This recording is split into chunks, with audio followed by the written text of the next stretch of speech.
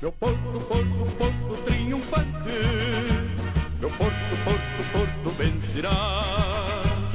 Meu Porto caminhando sempre avante, vitória após vitória seguirás.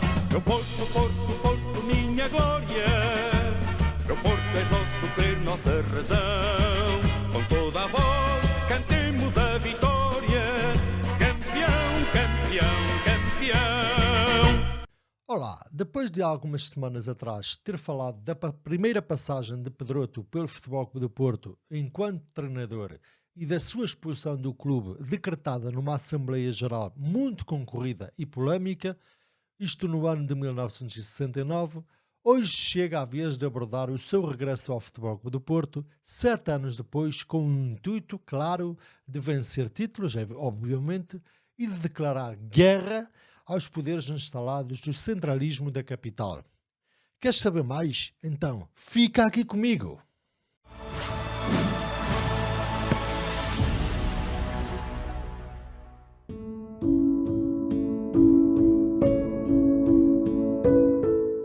Antes de mais, quero pedir-te que te inscrevas no canal e cliques no sininho para receberes todas as notificações. Dessa forma, vais poder acompanhar o canal todas as semanas, onde temos conteúdos sobre o teu clube e ao mesmo tempo vais ajudar com certeza o canal a crescer e ajudá-lo a produzir mais e melhores conteúdos. Vamos então para o episódio de hoje. Em 1969, depois da expulsão do mestre José Maria Pedroto do Futebol Clube do Porto, inclusive até de sócio, o clube entrou em longa depressão. 3 anos depois dessa expulsão, o então presidente Afonso Pinto de Magalhães não se recandidatava e colocava um ponto final na sua jornada no Futebol Clube do Porto. O clube atravessava uma fase bastante má, sem resultados, sem títulos e sem qualquer rumo.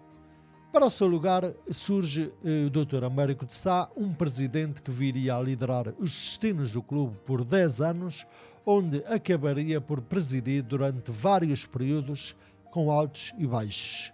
Em 1972, o Dr. Américo de Sá, deputado do CDS na Assembleia da República, é eleito presidente do Futebol Clube do Porto. Tem a inteligência e a perspicácia de convidar Jorge Nuno Pinto da Costa, então diretor das modalidades amadoras, para o seu elenco, mas Pinto da Costa recusa. O clube, com a nova direção, no entanto, não altera o rumo.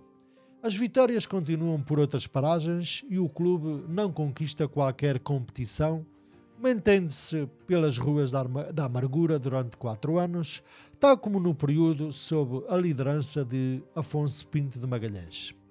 Entretanto, nesse período, desde que saiu do Futebol Clube do Porto, o mestre continuou a sua carreira e com resultados nacionais e internacionais bastante apreciáveis. Orienta o Vitória de Setúbal durante 5 épocas e consolida um estilo de jogo ao conciliar as suas ideias com as características dos seus jogadores. Logo na primeira época, goleia o Futebol Clube do Porto por 5-0 em casa e 3-0 nas Antas, na pior temporada de sempre dos Dragões. Em 4 das 5 temporadas, fica à frente do Futebol Clube do Porto no Campeonato Nacional. Impensável. E conseguiu por 3 vezes o terceiro posto, uma vez o quarto e obtém em 1971-72 um honroso segundo lugar. Na Taça de Portugal atinge uma final, mas perde no Jamor com o Sporting por 3-2. Na Europa, Pedroto brilha na Taça das Cidades com Feira e na Taça UEFA, atingindo 2 vezes os oitavos de final da prova e por 3 vezes os quartos de final. Das vezes em que foi eliminado, foi pela diferença mínima de um golo ou então pelo desempate de golos fora de casa. Uma performance, digamos, fantástica ao serviço de um clube bem modesto a nível europeu. Ao mesmo tempo, o Futebol Clube do Porto apresentava, fracas prestações na Europa nas mesmas provas, não participando até uma vez nesse período porque não se qualificou. Da cidade do Sado, Pedroto passa para o Porto, mas não para o Futebol Clube do Porto, vai para o estado do Bessa. Aí cumpre mais 2 temporadas em cheio, Vence 2 taças de Portugal em 75 e em 76 e na segunda época quase que faz a dobradinha, claudicando nas últimas jornadas no confronto direto com o Benfica. A vitória no campeonato ficou apenas a 2 pontos de distância. Nascia ali então o Boavistão. Apesar de tudo, em 75, o Futebol Clube do Porto, através do Dr. Américo de Sá, tenta fazer regressar Pedroto depois, numa Assembleia Geral Extraordinária do clube, ter sido levantado o impedimento de Pedroto decretado em 69. Um movimento que, no fundo, sensibilizou Pedroto, onde esteve também envolvido o atual presidente Pinto da Costa. Mas depois o mestre decidiu renovar pelo Boa Vista por mais uma época.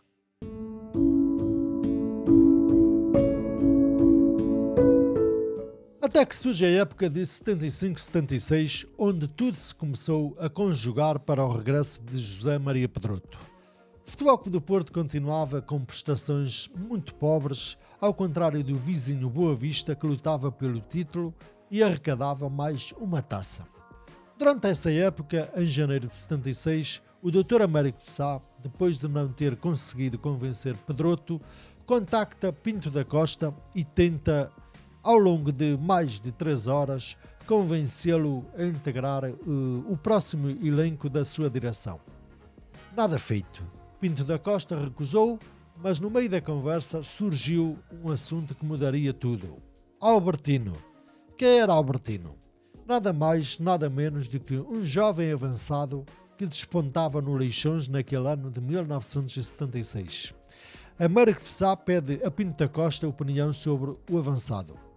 Pinto da Costa dá uma opinião muito favorável sobre o jogador e aconselha a contratação.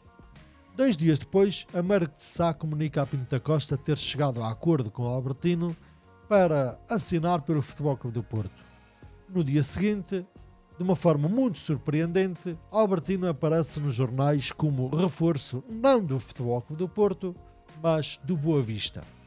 Na altura, era habitual a frequência de pessoas ligadas ao Futebol Clube do Porto e ao Boa Vista, e também de futebol em geral, em convívios e tertúlias no Café Orfeu. Entre eles surgiam Pinto da Costa, Pinto de Sousa, Pedroto e Hernani Gonçalves. Nesse dia em que se ficou a saber que Albertino tinha ido para o Bessa e não para as Antas, os habituais frequentadores do Café Orfeu estavam todos reunidos. O centro da conversa incidia na sabronca. Os boavisteiros gozavam com a situação. Pinto da Costa sentiu-se de certa forma gozado e nessa noite solta uma frase que viria a ficar eterna. Largos dias têm 100 anos. Esta foi, de facto, a frase preferida histórica por Pinto da Costa à provocação lançada por Hernani Gonçalves, na altura adjunto de Pedroto no Boa Vista. A recusa de Pinto da Costa a Américo de Sá já não era uma recusa convicta.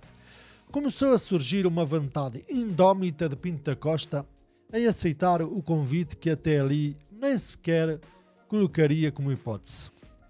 E mais essa certeza se acentuou quando Valentim Loureiro, num certo jornal, respondeu a propósito de uma eventual saída de José Maria Pedroto, que o Futebol Clube do Porto jamais levaria a melhor sobre o Boa Vista, enquanto Américo de Sá fosse o presidente. Pinto da Costa telefonou então a Américo de Sá e pergunta-lhe se o convite que lhe tinha interessado continuava válido. A partir dali, tudo começa a conjugar-se para o regresso de José Maria Pedroto ao Futebol Clube do Porto. Pinto da Costa impõe a Américo de Sá algumas condições, nomeadamente ter decisão para escolher a equipa técnica e escolher com o técnico os jogadores a contratar. A porta para o regresso de Pedroto estava aberta. Pinto da Costa fica como o grande responsável por fazer regressar o mestre ao Futebol Clube do Porto. Telefona-lhe no dia 30 de janeiro de 76 a convidá-lo para ser treinador do Futebol Clube do Porto e no dia 1 de fevereiro é feito o acordo sigiloso entre Pinto da Costa e o mestre. Apesar das desconfianças boavisteiras, só a 23 de junho de 76 é que o acordo com o Pedroto é anunciado depois do contrato assinado com o Futebol Clube do Porto. São dados os primeiros passos para a luta contra os poderes do centralismo da capital. Estão criadas então todas as condições para o regresso do clube aos títulos. É aqui que começam a ser lançadas as primeiras bases do Futebol Clube do Porto, que viria a conquistar grandes títulos e vitórias por mais de 3 décadas.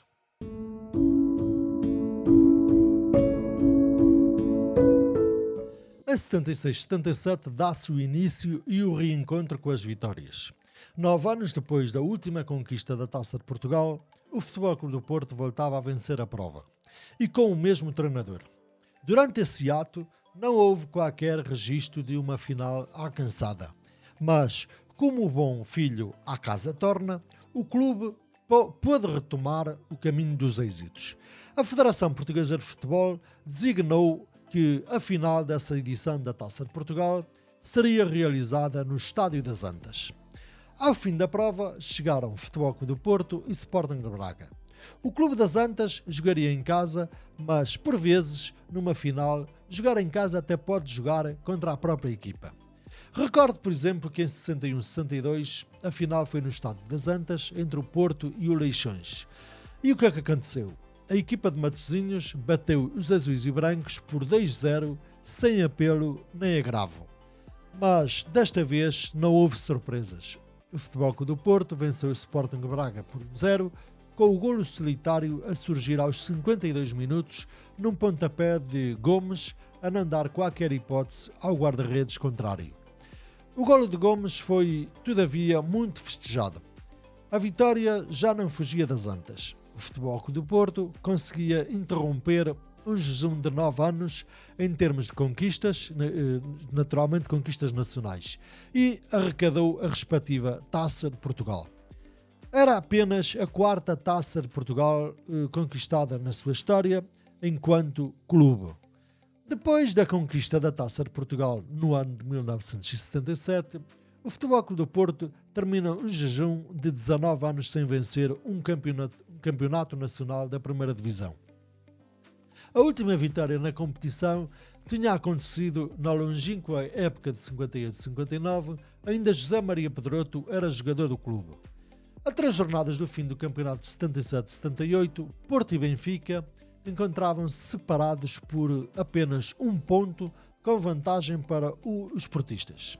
Os azuis e brancos tinham pela frente a recepção ao Benfica, a visita ao Académico de Coimbra e terminariam com a visita do Sporting de Braga.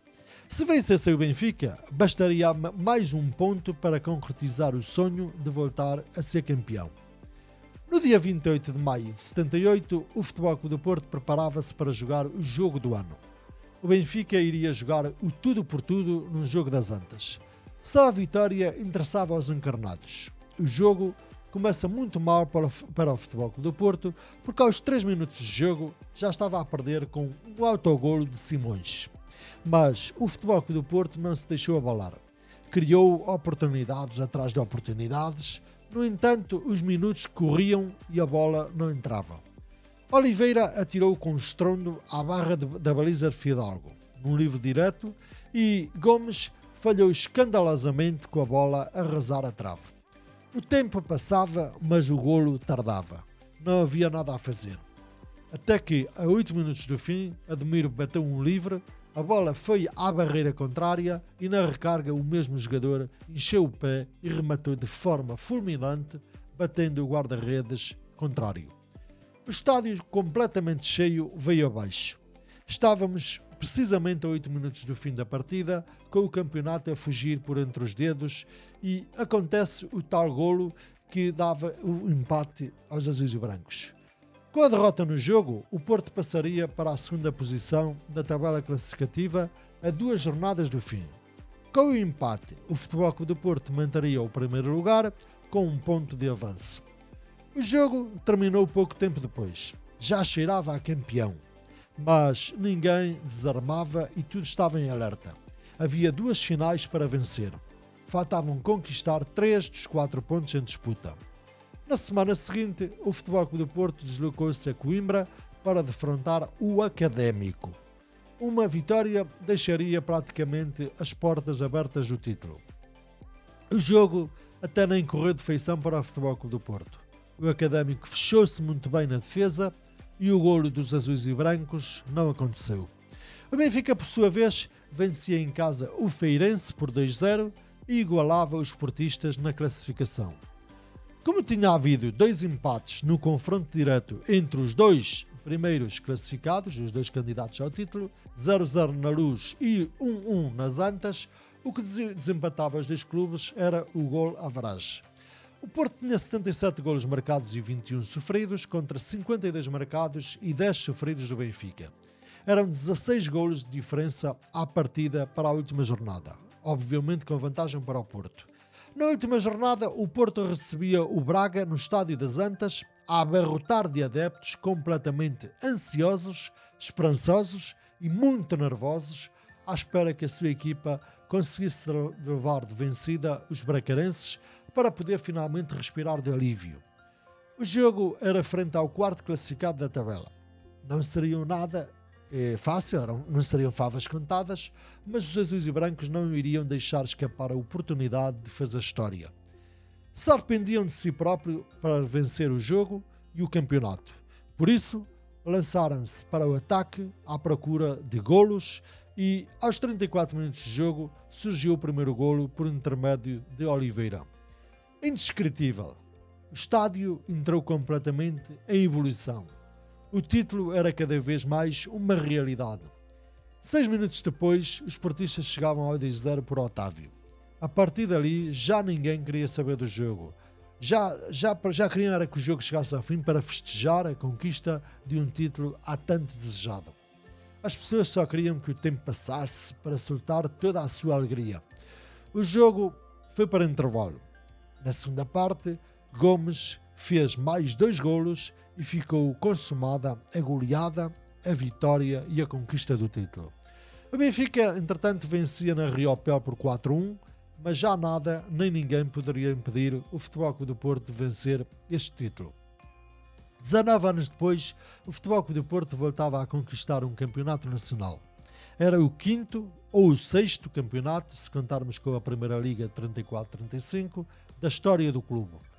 Houve festa até às tantas. A cidade, o clube, a região, todos em êxtase, em volta de um clube, festejavam um título mais do que merecido. Os campeões nacionais posaram posteriormente para a fotografia com um novo equipamento que passaria a ser vestido pela equipa nas 4 temporadas seguintes. Isto já incluído com o escudo nacional bem cozido na manga esquerda pela primeira vez. Ainda na época de 77-78, o Porto atingiria a final da Taça de Portugal no Jamor, mas não conseguia conquistar a prova. O adversário era o Sporting. Foi preciso jogar-se uma finalíssima para se conhecer o vencedor. No jogo da final, o resultado foi de 1-1. O Sporting chegou ao empate com um penalti inexistente assinalado por Francisco Lobo.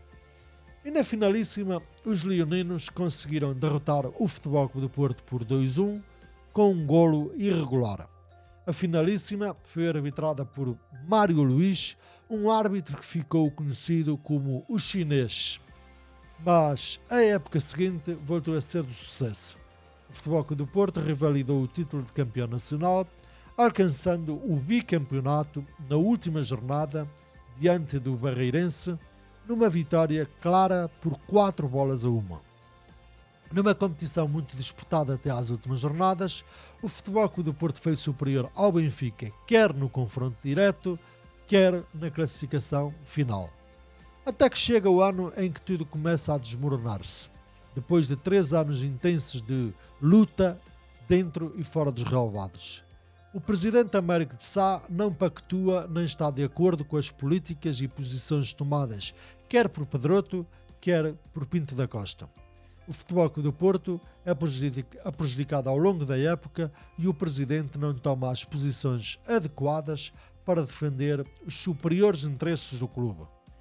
Os acontecimentos precipitam-se. A instabilidade no clube torna-se uma realidade e a equipa acaba por perder o campeonato nas últimas jornadas com decisões de equipas de arbitragem bastante polémicas.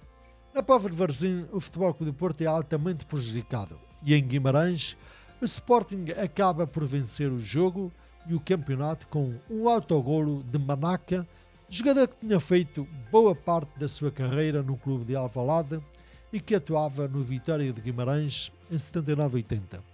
Estes e outros acontecimentos decidiram claramente o campeonato e impediram o tri dos portistas. A gota de água, no entanto, surge no Jamor na final da taça. O Futebol Clube do Porto perde com o Benfica por 1-0, num jogo onde surge a Santa Aliança. Dias depois, ocorre o caso Verão Quente, de 1980, de que já falei neste canal. Se quiseres ver esse vídeo, clica aqui em cima nesta aba. Bom, e assim termino mais um episódio. Está quase contada no canal Malha Azul e Branca toda a história do grande mestre José Maria Pedroto. Brevemente publicarei a última etapa da vida e obra do mestre. Entretanto, se te lembras do regresso de Pedroto em 1976 e o fim do jejum de títulos, partilha aqui comigo em baixo todas as tuas memórias. Gostaria muito que o fizesses porque nessa passagem de Pedroto pelas Antas entre 76 e 80 eu era ainda uma criança bastante pequena e as minhas memórias são bastante residuais, quase que não me lembro de nada. Entretanto, também eu vou voltar na próxima semana com mais um vídeo do canal Malha Azul e Branca. Um abraço e até lá.